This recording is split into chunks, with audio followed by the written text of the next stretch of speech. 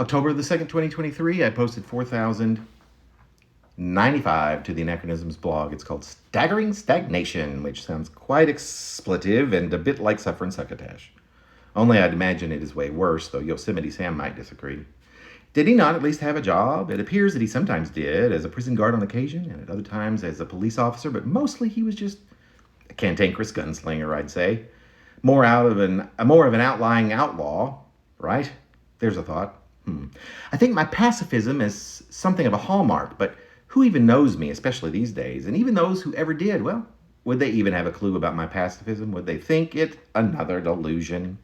I won't deny that I must have surely come across as full of contradictions at the very least, but therein somewhere lies a value system that harbors a few sturdy truths.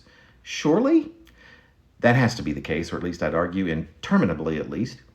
Maybe this is really just an attempt at an elucidating ditty on mental health issues. I've been a bit obsessed of late with comedians who center their routines on so transparently on this subject, like the brilliant Maria Bamford, whom I've spent hours watching this past week, and who has basically built her entire career, it seems, around that subject, is literally wrapped within it, as she will quickly point out that she is. I could name numerous others whose routines I've watched excessively as well as obsessively over the past couple of years or so that gravitate towards similar themes, like John Mulaney, whose late work centers on what I'd argue is at least a subgenre, addiction, also carrying on stage about such things, often in a wrathful manner, Neil Brennan, Amy Schumer, Chelsea Handler, etc. And that's just the list I have at the forefront of my memory tonight. But the list goes on to the point that these mental health issues seem to abnormally occupy quite a large percentage of modern comedy culture. What about all of this was I getting at? Well, to bring it all back, there are two states of undoing for me that seem to bring my motivation to a screeching halt, especially when they appear together in what I'd call a double whammy scenario. They are depression and pennilessness.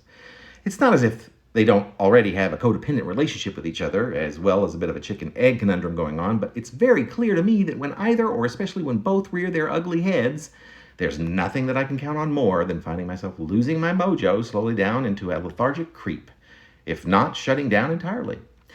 My world becomes one in which all I can do is try to will the time away until they both go away, a counterintuitive attack, if ever there was one, as I live in the swamp of stagnation and procrastination. I've tried seemingly every trick in the book. Where could such a book be, I do wonder? To stave off these derailments, the most recent being a simple and solemn vow to simply refuse to enter that swamp, to veer away, steer as clear from the quicksand and muck as I can, and have somehow convinced myself that this is possible. Well, I suppose I will very soon see whether it is possible, because I can see those two villains arriving as I type these words to send to you. If you're kind enough for such simple things, I'd be ever so gracious for a good vibe, a pleasant thought aimed in my general direction, or even a hushed wish of good luck. I am ever so appreciative, and feel free to stay tuned for the next dramatic installment that will reveal how I beat the odds and revel in the amazing results of what a smidge of remaining confidence will surely deliver to a downtrodden contrarian like myself.